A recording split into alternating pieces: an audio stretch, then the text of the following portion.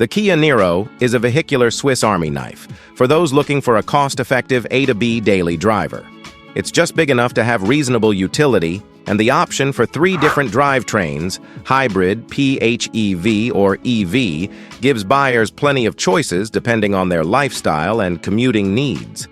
It certainly has its shortcomings, like a second row of seats that does not fold flat, or the lack of an AWD option for those who live in snowy climates.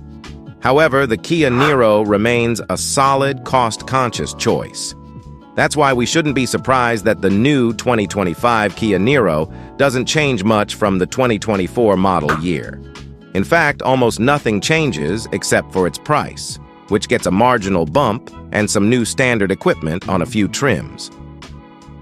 What's actually different? We're going to warn you now, the what's new list is very short.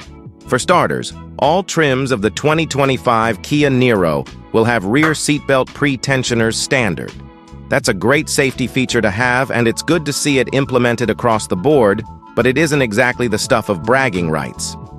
The second update is that the SX PHEV trim will come standard with the cold weather package, which includes heated rear seats and a positive temperature coefficient PTC heater to preserve all electric mode range.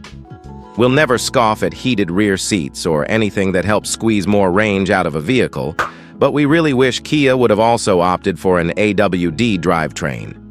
As much as folks in Chicago, New York, or Detroit would appreciate heated rear seats in the wintertime, we're also fairly certain they'd also like some extra grip too. Just saying.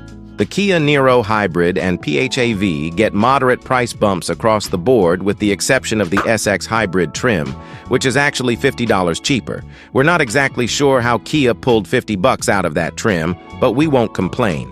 What you'll find missing from this price list is the Niro EV. We've confirmed that the Kia Niro EV is coming back for 2025, but the automaker isn't ready to reveal its MSRP yet. Stay tuned for that.